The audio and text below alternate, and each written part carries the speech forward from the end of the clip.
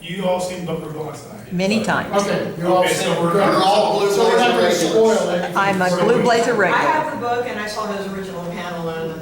Oh, excellent, there you go. So we're all people the same. We're family, we're all Blue Blazer regular. Yes. That's right. And feel free to chime in, or you got any questions or observations or anything. This is really, participatory. Wherever I go, there I If you haven't am. seen Buckaroo Banzai, we're gonna spoil everything. Yeah, Right. because I think Jim wants to do the How watermelon. much is it? Oh, no, I'm gonna tell the watermelon story. Oh, yay. That's today. But I don't have, I don't think. No. Thanks. Chuck and Dwayne, thanks. So I think the first thing I was gonna say, I wanna go through all four of us, and then maybe you guys have us, and you can share with us how you saw it, or when you saw it, and your first reactions to it. And I live in Evansville, Indiana. It's like the third largest city in Indiana, but it's at the very bottom of the South, right on the border of Kentucky, called the Tri-State, because Illinois is not that far away from it. It's a little bend of the Ohio River there. And it's an artless vacuum. And we're always scared whenever we don't get half the films I want to see and the concerts and everything. And and this will, I think, backtrack later on this. We knew it was coming because of you got your headband from a convention. Yeah. There was. And we have the trailer, not a trailer. A previous thing, and Dwayne's tracked that down. Dwayne promised a 2-millimeter copy of that, the demo reel for it. They would show at conventions. We'll go into that for later. But so we were all kind of prepped for it. And I worked at the TV station. I loaded up 2-inch commercials, 2-inch spots during the Summer Olympics that year of the Buckaroo Banzai TV spot. And it was going to be a big, giant summer film, a big, giant summer blockbuster. And then it's gone. It doesn't happen. I think it's going to be reviewed it. I think we finally tracked that down. So They thought it was cheesy, and that's the problem, they didn't get it. yeah.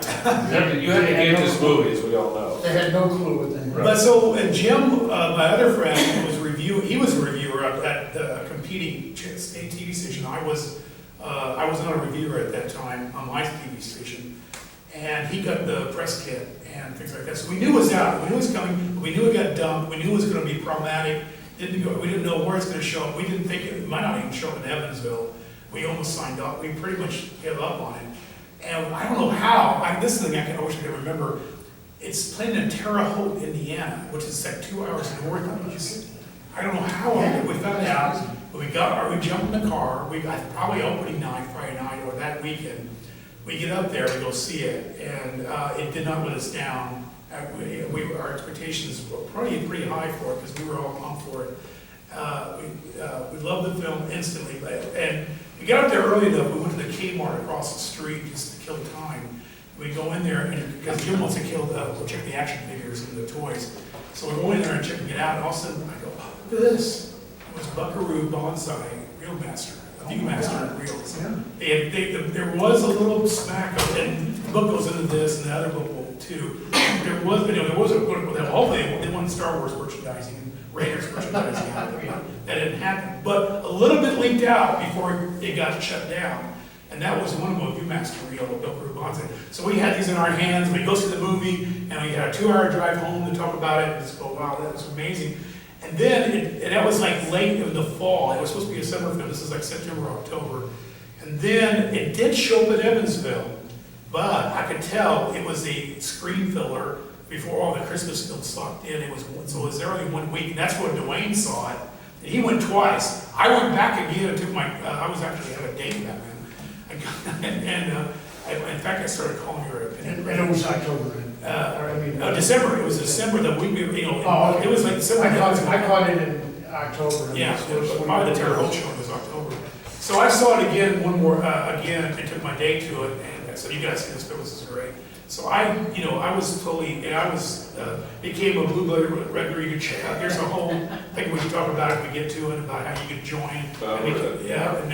So that's how I saw it, and the rest is history. It's one of my favorite films. I collect stuff when I get it. But I knew Dwayne back then, and I had told a friend of Dwayne's about the film, and so they rushed and saw it. And then Dwayne, and he's got bigger, deeper pockets. They had a better job and more money. And you'll see the results of his love. And I said, well, you're the master, and I bow to you. But I'm second. he's number one, but I'm second. So it's funny that you mentioned So go. the lag being a filler. I had to explain to my children, who now are very much grown, to 35 to 39, but I explained to them for a long time that when we were kids, there wasn't an event movie every weekend. You got a movie and it would stay in the theater for 3 or 4 months because there was nothing else to fill the slot. That's right. And that what Star Wars ran for what, like a year, Oh, a year and a half? easily you a know? year. So do you remember your experience? I mean, like, Where I saw it? Yeah, that's where I was going, I just wanted to. yeah, no, exactly. I was, what year was it? 84. 84, okay, so 84, I was 16 or 17, I think it was still 16, going to 17 at the end of the summer. And I remember going to see it with 2 friends, and one of them really loved it like I did, the other one didn't get it. They were like, this is stupid. And I'm like, yeah, but it's not, it's just, Yeah. it's fun stupid, is what is the way I kind of put it to them, I think. And to this day, I'm a big miniature guy, I love miniatures, this movie has a lot of fun miniatures in there. I was just pointing out to him. Greg Jean. Oh yeah, Greg Jean, who just passed away, 2 years ago? Yeah. We'll get into that in a minute, before we get, I digress. I can go off on tangents. But no, I just saw it with some friends, and I still talk to one of them, and we still kind of go, once in a while, we'll pull a movie out and watch it, and I loved it when, 20 years ago, they came with a version that actually had the original beginning on it. Yes. And I always think about his tiny feet. Yep. And in a minute, we'll get into things when I'll tell you how I actually worked with Peter Weller once, but Oh, yeah. anyway, to Jim, when did you see it? Yeah, well, as I mentioned, I was living in an apartment off the Duke campus. I'm thinking, now, we didn't have any conventions or anything, so most of the advertising, they did a little advertising in a couple of comic books that I did read, so I really knew nothing about this film. And there was a big video arcade. We had video arcades back then. I'd hang out and I had a couple of games I played every Saturday. And then there was a big duplex movie theater connected with this mall. And I would then go see a movie, usually on a Saturday afternoon or whatever. They showed all kinds of off-the-wall films. And I think I had come out of a showing of The Deadly Spine, which is another one of my favorite cult films. And the one sheet was there on the coming attractions. And I thought, Adventures of Buckaroo Banzai, across the 8th dimension, that sounds intriguing. That's gotta be sci-fi. I gotta definitely, I just came from Deadly Spawn or one of it was something like that. I gotta check this out, because this theater was really good about showing some indie films. So it was opening week, it was opening that next Friday. There were about 50 of us in this theater that held about 300 people.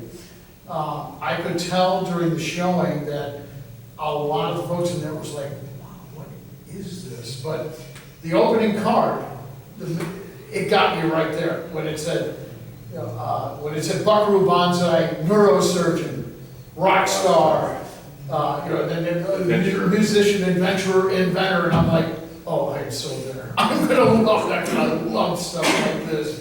And the movie just blew my mind. A lot of people walked out of that first showing shaking their head, but I saw the card at the end where they said, stay tuned for part 2, Buckaroo Banzai versus the World Crime League, which actually I'm reading the It's novel. still coming. I'm reading the novel now. They released the novel Oh, really? in 2019. Well, we'll go into that too later. Yeah, it's a hard read, but it's an interesting book. So I was so ready for this sequel to come out. This film just really psyched me out. It has become out of a guy who collects cult films and stuff, one of my I would say right up there at number 1. Oh, wow. Cult film. I love the way this movie was put together. It was just everything I dreamed it could be from that opening title card. It's like it did not disappoint. So I'm a fanatic about this movie. Cool. Anyway, next, I could go on and on. I grew up in the Sticks, a little town called Maysville, Georgia, about an hour and a half north of here. And we did not have any movie theaters nearby. And in my little home, we did not have cable, we did not have satellite, we had 3 channels. If the president was on, your night was shot. So a friend of, I first caught wind of Buckaroo Banzai, as I think many of you probably did, on the back cover or the inside front cover of Marvel Comics. And I've always been fascinated by movie poster art, and it wasn't this one sheet, it was its This own is little one sheet, by thing. the way, thanks to Steve, right? Yeah. Yeah, this is the one I saw in the theater. And so but the artwork just caught my attention. I thought, this looks very interesting. So I didn't get to see it until the night it premiered on HBO. And I went to a friend's house to see it. They had a satellite dish. And I was just immediately pulled into it. And I think there are two reasons why. One was, I was a long time, well, at that point, 3 years, I had fallen in love with Doctor Who in 1983 when Georgia Public Television first began to broadcast it. And I walked in, wide-eyed, and I had no idea what it was, and not an episode of Doctor Who that was an easily accessible one where they explained things. But it just grabbed me, and I ran with it. It was fascinating. And the other is, there used to be again on Georgia Public Television, a program called Saturday at the Bijou. Yep. And Yes. Saturday at the Bijou would show you, they recreated an afternoon at the local movie theater in the 30s and 40s, where you started out with a newsreel, then you had a cartoon, then you had a short, then you had another newsreel, and then you had a feature film. You had a cliffhanger, you had a serial chapter. And so when this started, and as Jim talked about the opening card, this to me just was going back and watching those serials again. Absolutely. This was coming in on chapter 3 of Commander Cody, or The Adventures of Captain Marvel. And I think because I grew up with that, I was very accepting of just jumping in and without a lot of explanation. That we need to talk about. And I kind of ran with that. And all of my friends were into Star Trek and Star Wars, and this didn't have any frickin' Yodas or any tribbles. Not to downplay either of those. I give them both respect that they deserve. But this was different, and you had to think about this. You had to think your way through this. And after seeing it the first time, my friend said, "Well, that was crappy." And I'm like, no. You don't know. And so when I was able to get it on VHS, I think I went through 3 copies of it on VHS. I wore the local video rental places copy. And every time I watch it, even today, there are still nuances that I find. Some little something. It is a treasure. You mean like the watermelon? Oh, yeah, we're gonna tell you, I'm gonna tell you about the watermelon. There are Easter eggs all throughout the, I saw them just last week when I watched this film last week. There's so much, this film is a tapestry. It is a tapestry of story and storytelling. And the fun comes in unraveling it and picking it apart and finding all these little stories. Oh, well said. And Buckaroo is based on the Doc Savage of the 30s and 40s. Well, it's part of its inspiration. What Doc said, that was a big influence. Well, I had seen Doc Savage, the movie, as a kid, and read the comic adaptation, and that was, within the first 10 minutes, I'm like, this is Doc Savage. Kind of the blueprint, the foundation blueprint, there's a lot of other things. I want to talk about the serial aspect of it. Yeah, absolutely. Anybody who had an interesting encounter with seeing the film that you guys share with the first time? Or no? Yes? I mean, it was a couple of years before, because I also grew up in the sticks. It was like around 86 when my family finally got satellite dish. I was able to watch it. Yeah. But before that, because I was a big comic book kid, I read the Adaptation. that there was like a 2-issue miniseries, Yes. but there was also like a magazine Yeah, collection. yeah, That was actually Yeah. my introduction. Like you, I was just starting to get into Doc Savage. Just like, oh, this is drawing off a modern day version of Doc and the Fab Five. He's like this, super in all these films, but he's also got all these allies who are all really exceptional. And it's just playing into that. So. Okay, guys, what about anybody else? I think I saw a lot of movies that summer. There was 84 is one of my favorite movies. Well, there was only like Ghostbusters and Indiana Jones and the Temple of Doom that it was playing.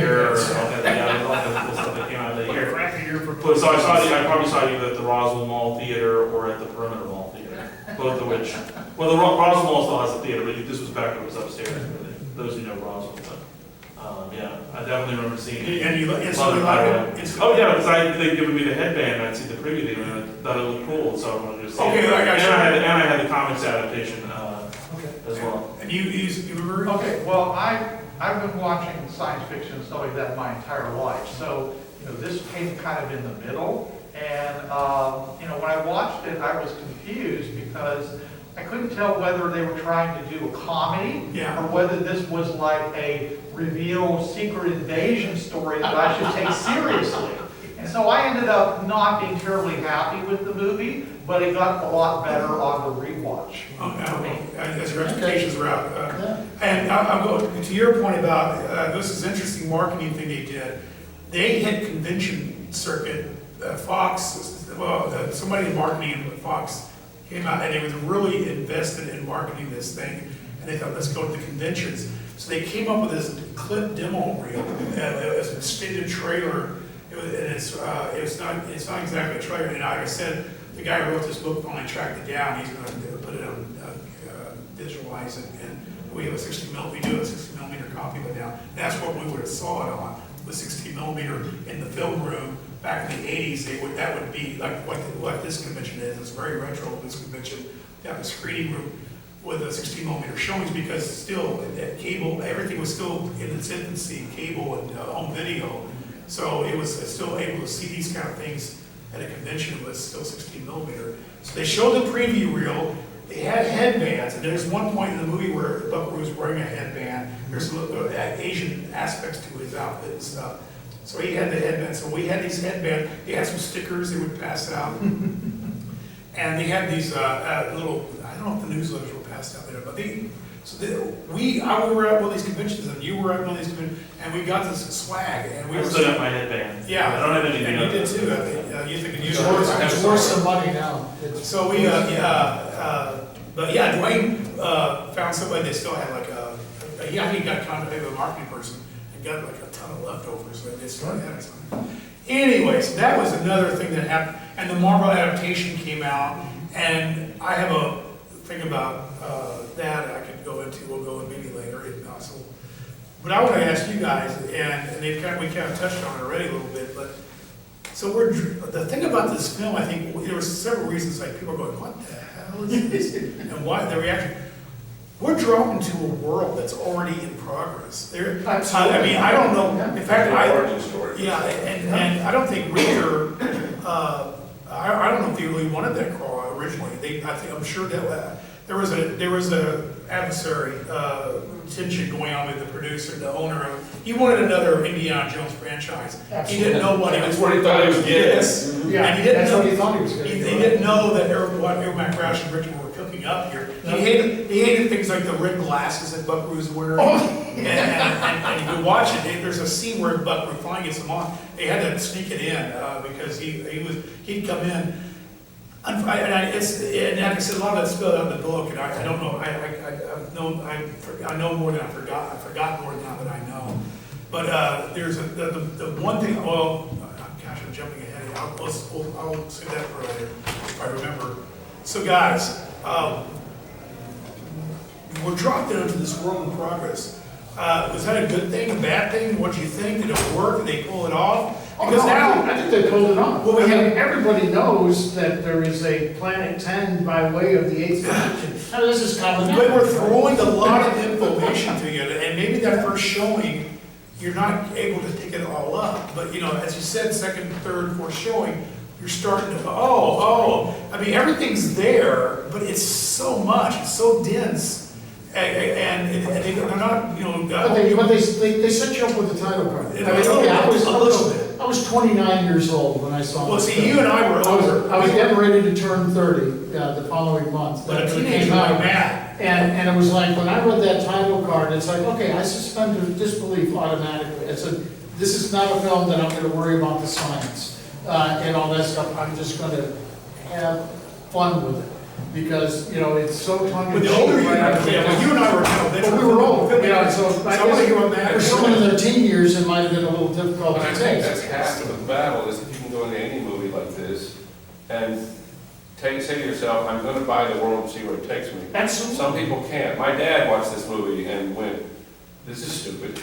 But he was also, 35 years older than me. So, but at 16, it's very easy to want to go in, because we're in we're still less than 10 years away from Star Wars having been made. Yeah. Oh, yeah. And if you're a yeah, sci-fi 9 years fan, old. anything you got was cool. So it was Yeah, fun that's me, to. I was 13 years old, anything sci-fi, anything. Yeah, Absolutely, so, yeah. and, yeah, I mean, look, the movie, you can clearly tell now, I mean, at the time I didn't know, didn't care, but you can clearly tell now the budget is half what it should have been. Yes. They were trying to be way too. $12 million budget's what they ended up. Yeah, financing. which should have been a Should have been $20 million budget. That should have been.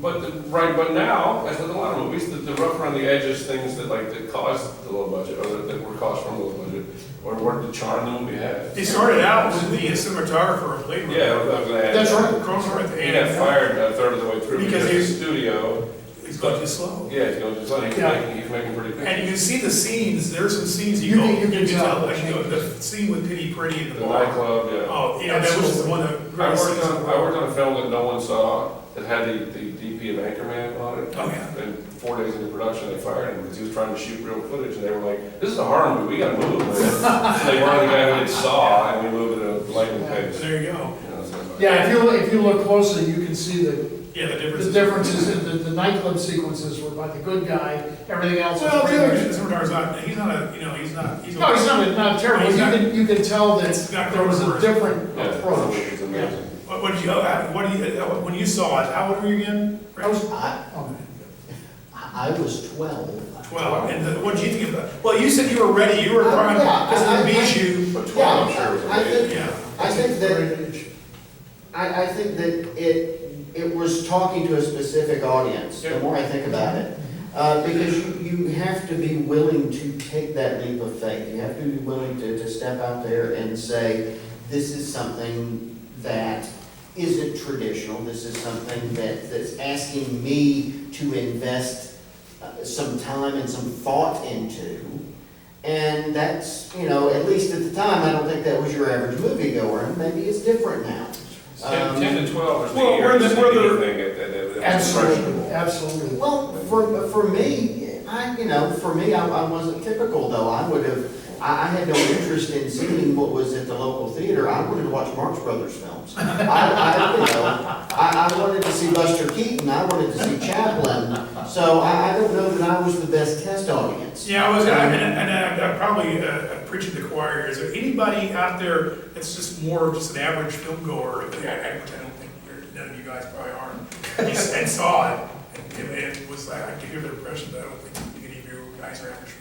I never got to see it in the theater. My first experience was just on TV. What was your, HBO? were you lost with it the first time? Oh, no, I got sucked right into it and followed it all the way through. How many of you guys, as kids, liked the Flash Gordon, Buck Rogers serials? Oh, See, I grew up on those, and we had a local horror show at 4 o'clock every afternoon where they would show them as part of the show. We had a guy named Barry Damone out of Syracuse, New York, who was the horror host, and then he would do a monster movie show later on Saturday nights. So this just fit right in with that. So it's like, yeah, Planet 10, Eighth Dimension, yeah, fine. Because when we watched those Flash Gordon movies, we knew the science was crap. This is like someone in the 30s telling you what the future was going to be like, but you didn't care because they were just so much damn fun to watch. Well, And this was that kind of movie. one of the main ingredients that Errol McRoush was pulling from was a specific cereal, believe it or not, a Gene Autry cereal. Oh, yes. And Oh, yes, that's I'm sure a you great guessed. cereal, yes. Which one? Phenomenal. The Radio Ranch. that, if you guys have seen this Gene Great Autry Ranch film, Gordon. it mashes up into science fiction with the Gene Autry cereal. That was the first cereal I saw. So you were on, Yeah, it's on early, yeah, You it's saw, early and you saw it on. on PBS, like I did. PBS, On that's right, the Saturday night at the Bijou, Saturday at the That's Bijou, right. that was one of the ones that So they showed. therefore, you guys have seen that, you guys, the people were ready for that. Yep. Doc Savage and that are two main ingredients that, okay, I see what they're doing. Yep. But there's a lot more going in for it. So I think you were ready to say something. I was just saying that when I said that, between 10 and 12 was the perfect age for things like this, I saw Star Wars at 10, I saw it the second day it was open, my dad took us to see it. And it literally hit my DNA. It was something that infused into me. Were you a genre fan before that? No, I was a kid who liked movies. Just general. But who cared? And then suddenly I walked into the theater wanting to see, or wanting to know what was going to see a movie, walked out wanting to make movies for a living.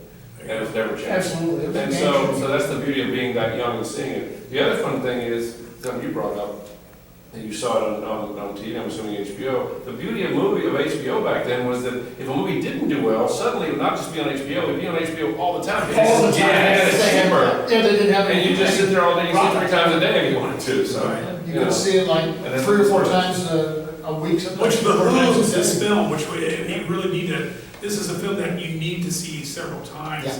Oh, yeah. And still, to this day, I'm still finding things. I have a 60mm scope print of the damn thing. Nice. And Did the lens to make it proper. I have a lens too, and you can actually, when I watch that thing, I'm still seeing things that I go, wow, look at that, I've never What's seen in it, there? even with my Blu-ray of it, you know.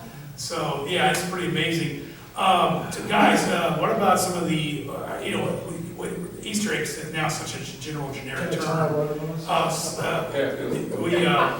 talk about some of Who's the familiar with the watermelons? Yeah, remember there's one scene where they walk through and they're looking for the electrolytes and they go, there's a watermelon just sort of sitting on like. I'll tell you later. A big press. It was incredible, no press, yeah, and he goes, Jeff Goldblum's character, Jersey goes, why is there a watermelon there? And he goes, I'll tell you later. Okay, guy named Bedingfield, who was one of the producers on the film, when they started shooting, he would look at the dailies, the daily shoots, every single day, and he would shoot back to them pages of notes. Change this, change this, change this, and all that. This was going on and on, driving the director crazy, and Rausch was going nuts too.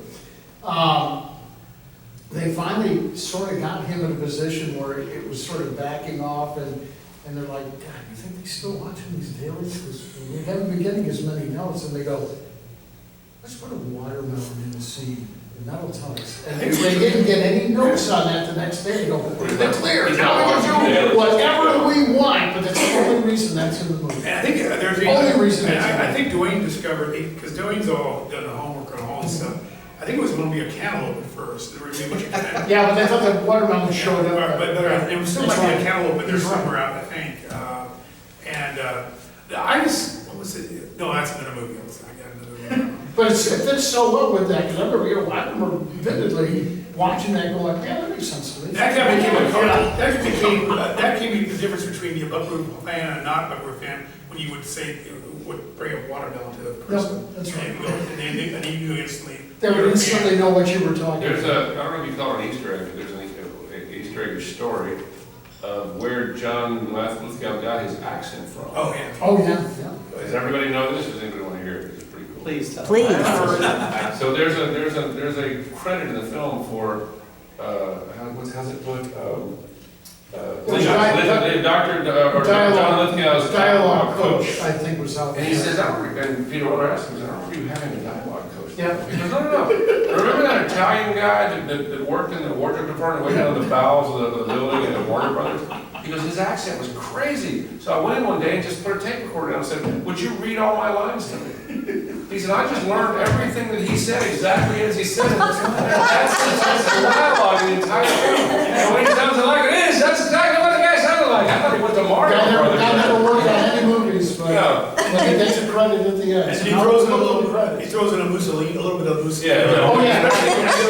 If you watch the speech, when he gives the speech to the electors at the end, some of the gestures and stuff are taken. The profile. But that's the genius of Lithgow. How do you first hear that and think, that's the guy? We should talk about the cast. Yeah. Oh my gosh. Now, they were virtual, They're on the not ship, and he's interacting with John Big Blue. Tay. And then, and this was little jokes with, and then Christopher Lloyd gave him the finger, and flips him the finger.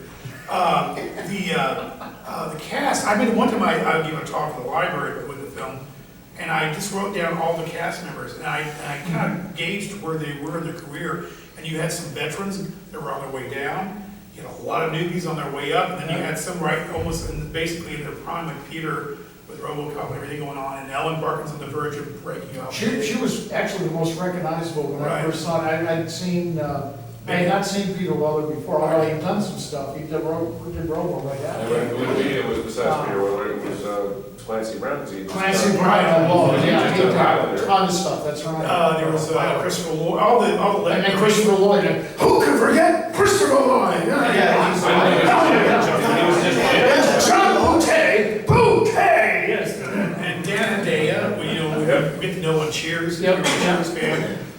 The Ratzenberger, who? John Ratzenberger. Is he in it? Oh, yeah, very close. Yakov Smirnoff.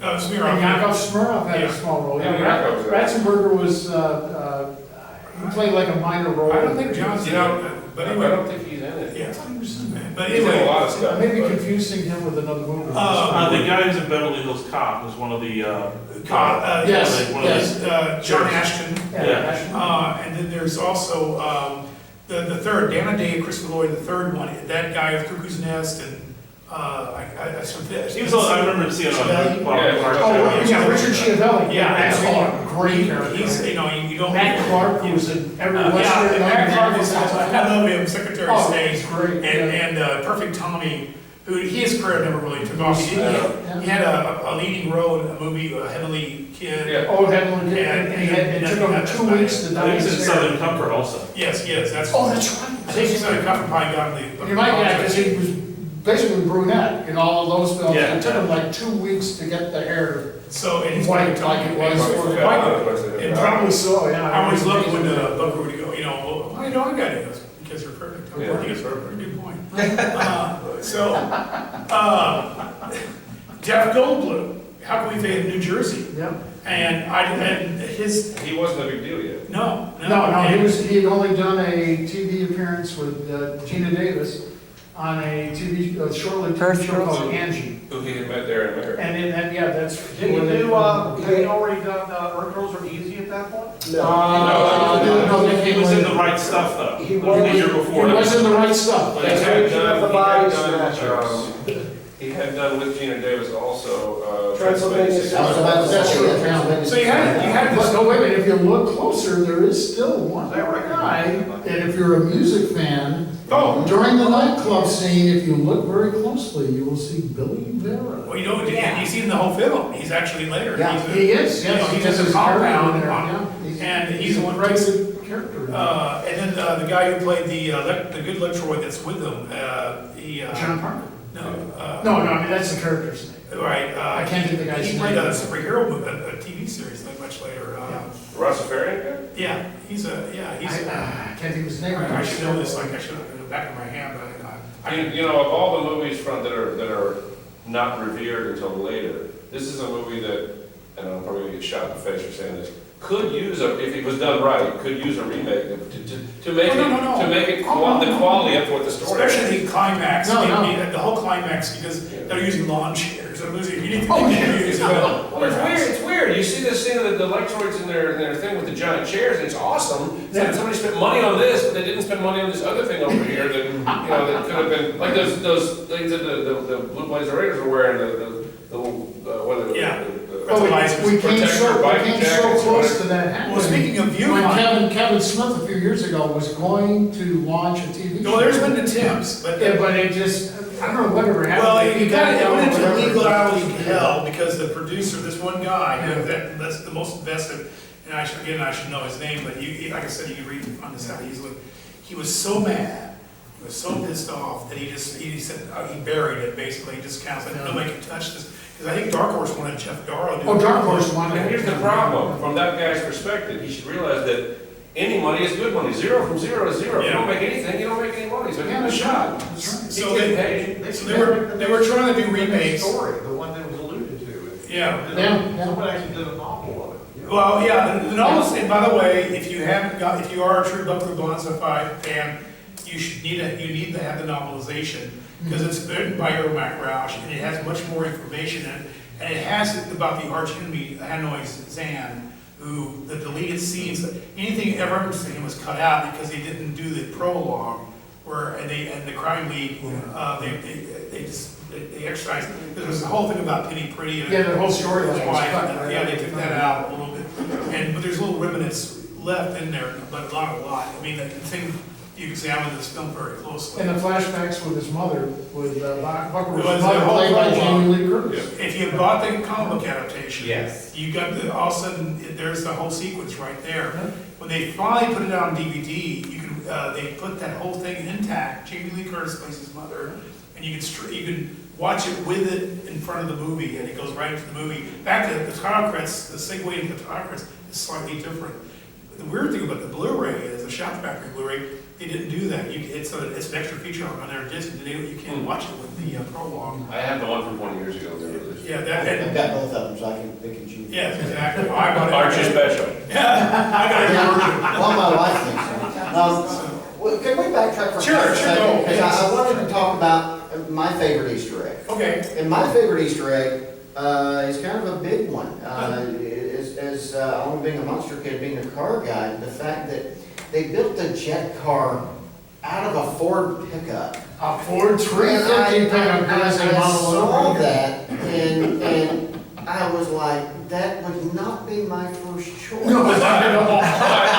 Version of that anybody could have ever made. It's You know, it It looks like absolutely nothing is. else. That's right. But, you know, picking up on the fact that for whatever reason, Buckaroo has put a number on the side of it, the number 88. The fact that he's got contingency decals on the side of it like a race car. And then the license plate on the back of it, which reads Rocket 88. Yes. I love it. It's that. He's a rock and roll singer. That's, And that's, Mark 88, of yeah. course, Yeah. but you know, those are little things, and my biggest aggravation is that with all of the movie reproduced license plates that you can buy on eBay and Etsy, no one does Rocket 88, and that really is getting on my nerves. Of course, in the rocket itself, Yo-Yo Propulsions was based on Rocketdyne Propulsions, which was a company that was doing reverse engineering on German V-2 rockets following World War II, and sort of was Werner von Braun's brainchild of helping to lead NASA to the rocket program that they. And another great, going back to casting real quick, another Easter egg, Jonathan Banks shows up. Oh, yeah. And of course, now he's a big name after Breaking Bad. And he's the one Lithgow takes and cracks his neck in the smile. Yeah. And so you have all these wonderful, There's two in makeup that you don't really see very well. One is Ronald Lacey from Raiders of the Lost Ark. Yeah, That's true. oh, wait, well, we got And it. Rosalind We wonder about the Cash. Orson Welles connection to this whole thing. Oh, absolutely, yeah, no, it's a classic Well, there's story. several things. First of all, if you get the novelization, there's a letter from Orson Welles saying, I deny anything in this thing. It's a fake, but it's Isn't the old guy that did the wine commercial? Exactly. And Ronald Lacey, if you don't recognize whatsoever, unless you just know your names, you know what I mean?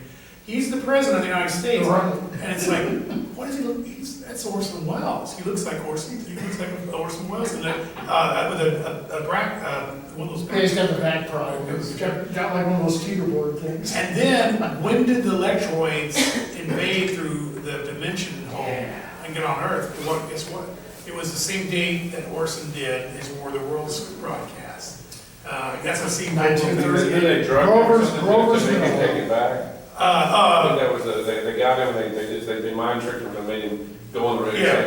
Yes, that's right, it made Orson Welles Real- deny everything. Right, so That's it's like that's a a real novelization, invasion. Yes, it was a real invasion at Grover's Mill, and this Yo-Yo Propulsion, everybody had the first name of John, and then all these crazy surnames. And then another thing I love about this film, I have to say before we run out of time, is probably one of my favorite clips of cinema history of all time, of all the movies I've seen, what I've seen so far and what I know of, is the march at the end.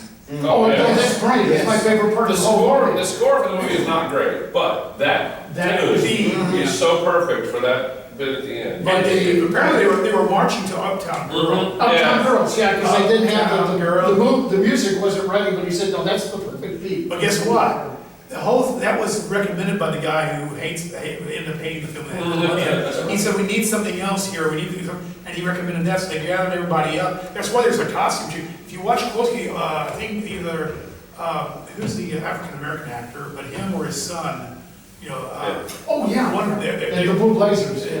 they're actually outfit changes. And Rawhide's marching into March, you know. so- No, I was gonna say the dead guy comes back. Yeah, so. Now, I don't Clancy know, Brown's character, he's in I don't know March. if this is true or not, but there was a film that came out right about this time, well, it was actually 1982, 2 years earlier. It was a John Cleese comedy called Privates on Parade. Another one of my favorite cult films. It was a musical, a British musical, that dealt with the British war in Malaysia. That was their Vietnam, except they won. And it's a funny as hell movie. And at the end, some of the key characters that get killed in that movie, they have a big scene where they all get together and they're marching to the main title theme, and all the dead guys show up, and they also, all the characters start looking like, oh my God, where'd they come from? What year is that? This was 1982. So, and it was a British film that starred John Cleese, and every time, when I saw Buckaroo Banzai, and they were doing a similar setup in the aqueducts of LA, and all of a sudden, or the reservoir, I'm sorry, I always do that. And Clancy Brown shows up, I'm like, oh my God, he must have seen that movie. I bet you he's. I'm disappointed to hear that, because I thought that scene was so cool. But I loved that. I mean, that was one of the things about the And movie. since we're Absolutely. talking about it, you know that John Cleese is coming to DragonCon, right? They just Yeah, announced yeah. it.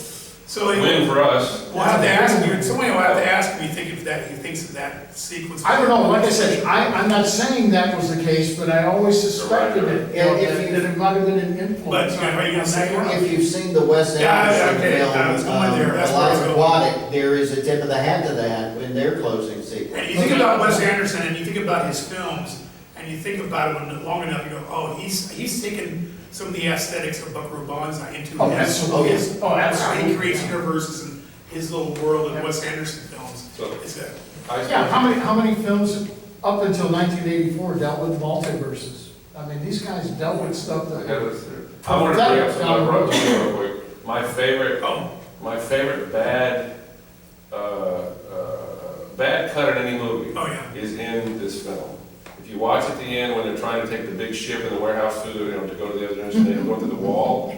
Apparently the ship was on a long arm that they pushed to the wall. And when it got into the arm, it just stopped. And there's about 2 frames at the end of that shot with the miniature wall that comes through, it goes, and for 2 frames it stops. And it's bugged me since the day I saw the film. I can't unsee it. It's a filmmaker talking. Crazy. You're ruining it for the rest of us, we're all gonna see it. I can never That's unsee that. And also, since we're in a hurry, we're almost in the end, I'll also mention, I had the, I won't say pleasure, but the time of working with Peter Weller a couple years ago. He was a director on MacGyver occasionally. And I will not slam the man, believe me I could, but he's not the most pleasant person you can work with. And apparently he doesn't like people bringing up RoboCop or Buckaroo or anything, or he gets angry at people for bringing it up. And he also will not let you call him anything except Dr. Weller. You have to call him Doctor. It was, Before you say anything, I had a friend who worked on the show with me who got in an argument with him because he said, you have to call me doctor, I demand it. He said, well, you know what? And he actually does have a thing. He bought some land in Scotland, so he's considered a lord. Because he said, you have to call me lord. Why do I have to do that? They got an argument about it. He said, if it's good enough for you, it's good enough for me. and it's interesting he said he didn't want to talk about Buckaroo because he's on the Shot Factory documentary about his scenes, and then in person, he goes, I don't know what it is. It's so weird. It's almost, I think it's a shtick more so, because if he's that smart and got a doctorate, he's got to know, and he had to be attracted to the script. In fact, it was supposed to be Michael Keaton. Michael Keaton was their first But choice. Michael didn't want to be signed to a 7-film deal or whatever. I think he And got, Tom Hanks they approached. I think he had the same problem the producer had. He thought this was going to be the next big, lush thing. When their budget got cut, he probably went, oh great, I'm stuck here now. Yeah, But and he didn't phone it in, which is, he's never phoned in a role. No, he doesn't. he came to Owensboro when I met him because he directed an episode of Hawaii 5-0 with about a double amputee. And that double amputee guy lived in Owensboro, and he was doing this big charity thing. He asked Peter if he would come in and for an appearance. So in fact, this is what started this whole thing with Dwayne. I said, Dwayne, get your stuff together. Ask him if you can set up because they're in to show it all. And Dwayne set up a table and had all this stuff. And then Dwayne has electroid masks. I mean, at the Dragon, every year at the Dragon's I got our red electronic mask. Clay Sayer over the makers room. Black electroid, actually. No, this is a red one. It's red? This is the red one, Yeah, yeah. red The one. black one is much blacker. Okay. Well, the red ones are more orange. We don't see color. Yes, sir. Hey, take it up with Clay, he was the guy that painted. So anyway, Dragon Con, they were always in the parade, it's like Troy's and Buckaroo Banzai characters. Anyway, Peter, they're gonna show Buckaroo Banzai, and Dwayne dressed up as Electroid, put the suit tie on and put the mask on him and sat in the audience. And Peter, he actually was gonna be nice about this, he came out and did an intro for the film. And when he came in and saw Dwayne sitting there, he did his line, Electroids from the 5th to 8th dimension, pure and simple evil from the 8th dimension. It was really cute. Just for the record, I spent 6 months in Owensboro, Kentucky, and you know what's fun to do there? What's that? Pack your stuff and leave. Uh, There's nothing in that. Oh, and we're like 25 minutes away, so there you go. Ted, Well, we just lost the Kentucky. Yeah, but one. yes. could I ask, favorite line from the film? Well, that's one of them, pure and simple. But well, of course, I'm going to end the panel with this, but my favorite line is the classic line, no matter where you go, there you are. Yeah. And then, of course, and then a few years later, you're watching Mad Max Thunderdome, Yeah. and that line is used in there. And also, I believe it was cut out, the other line like that was I think it was behind the scenes shot of him saying, or it was, remember why time was invented, so everything wouldn't happen at once. That's right. What about you, Brent? Obviously, you have a favorite line. I have Oh, a no. favorite, I'm sorry. Go I have a ahead, favorite. Jim, go ahead. Go ahead, Jim. Guys that ended up seeing the movie, friends of mine who said they didn't understand it, but then they learned to love it. We always loved the interchange when we got together. We'd go, where are we going? Planet 10, when are we going? Real soon!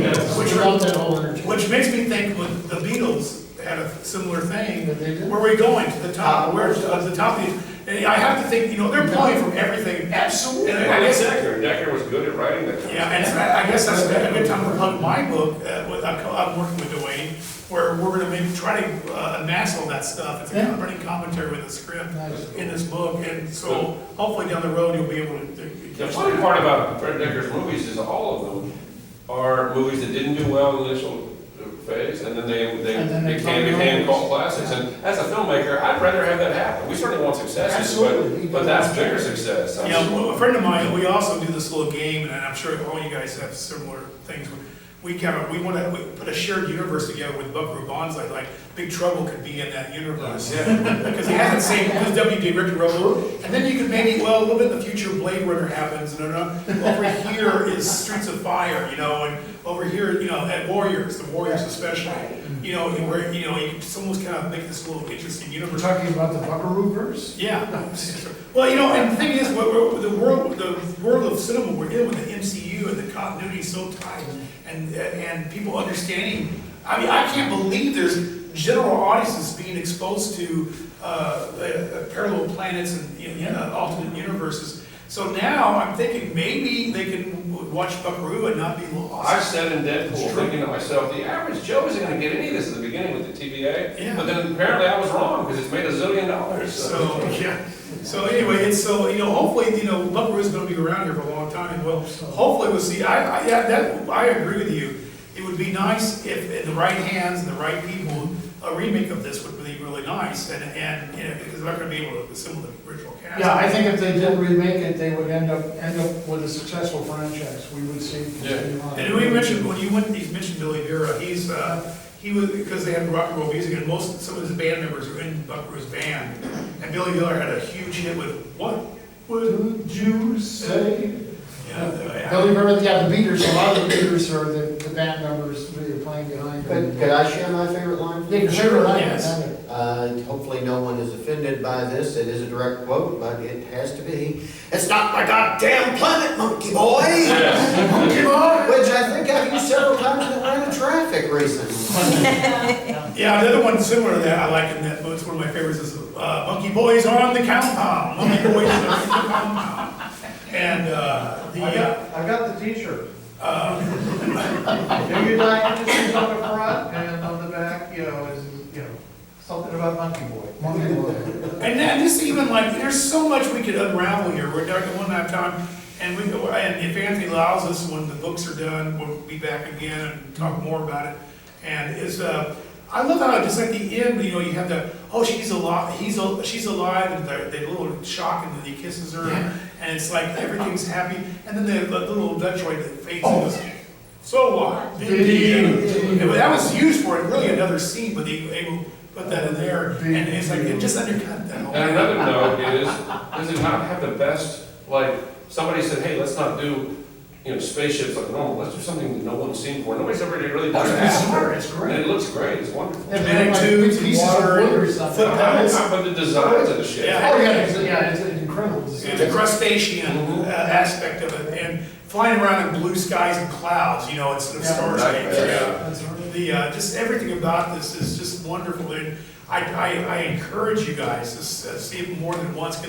It's interesting, I think the Blu-ray's out of print, so I don't know if we're gonna get another 4K or somebody's gonna pick it up and have another. Well, you can see it on Amazon. Oh, yeah, it's For free, so they won't, it's not one of those, you get, even if you belong to Amazon, you gotta pay another $3, it's a freebie. Yeah, but It's not a bad. I think you can go on eBay, and you can go to a lot of used places Yeah, and just- find you can find the last DVD copy that came out, which does allow you to watch the film with the original opening. I do recommend that because it does add another layer. You can find bargain bins sometimes. You can just like- Yeah, it's not very expensive. The follow-up, Buckaroo Banzai versus the World Crime League novel that Mac Roach wrote and released in 2019 is available as an audiobook too. Yeah, well, Jim is being very kind about it, and we talked. No, I'm telling people, it's a hard read. It's a hard Well, read, but I mean. most of us, I know Dwayne of all people, we couldn't believe that Dark Horse announced it. Follow-up book, it's we got Elmar Roush is writing it, came out in hardback from Dark Horse Comics, and we're just like, oh, and so we all rushed and got it, and I started reading, I have not finished it, and I'm gonna get through it. But it does give you a lot of background on Shan and the relationship with Lizardo. But But the again, I tone- warn you, you've got to be dedicated to reading. It's a tough read, But but Dwayne was really bummed out by it, and if you go to the Facebook page, or the Buckaroo Banzai Facebook page, pretty much everybody was crickets after it came out, and as opposed to all this, because I was expecting all well, this it's a so long book crazy. too. It's a big book. So don't be careful, it probably ought to be in the bargain bin eventually, there's a soft back. Oh, yeah, no, I mean, Yeah. I didn't have to pay for it. It's the It's tone an is audio. I don't know where, maybe he's had too much drugs or he's drinking too much or something, but it's way off and very dense and weird and goes into interesting. It really goes off. And we started 20 seconds early, so we've only got 20 seconds. Okay, Yeah, that's right. and like I said, Matt, if you want to ask Matt some more questions. Oh, did anybody see the Enterprise in the Maker Room? Yes. Yes. Yeah, that's, I built that. I wanted to make sure anybody hadn't seen it, go see it, because it's the year of my life to build that thing, I just wanted to check. And, all of us are gonna be around. It's kind of my table, yeah, it's a weird thing. And if you want, Dwayne was kind enough, he sent me some stickers, if you want a Buckaroo Banzai sticker. Yes. Come on Everyone wants stickers. Send one this way. Yeah, the other one. I'm passing now. I have a limited amount of the electoral, I think I have enough, maybe if everybody wants one, but if you don't want it, don't take it. Oh, that's I mean, it. if you're gonna- This one is, Dwayne did a panel on War of the Worlds last year, and it was a tie-in to the War of the Worlds with the whole thing. Yeah, the quote is, "The chances of anything coming from Mars are 1,000,000 to 1," he said, and they still came. So anyway, it's a very Buckaroo Banzai way, quote. And Jim won't be a shill, but I will. Mark Maddox does have copies. of the Yeah, Buckaroo just realize Banzai that. print out there. I will be a shill. That'll remind me to buy it. Okay. good. No problem. Thank you very much. Thank you.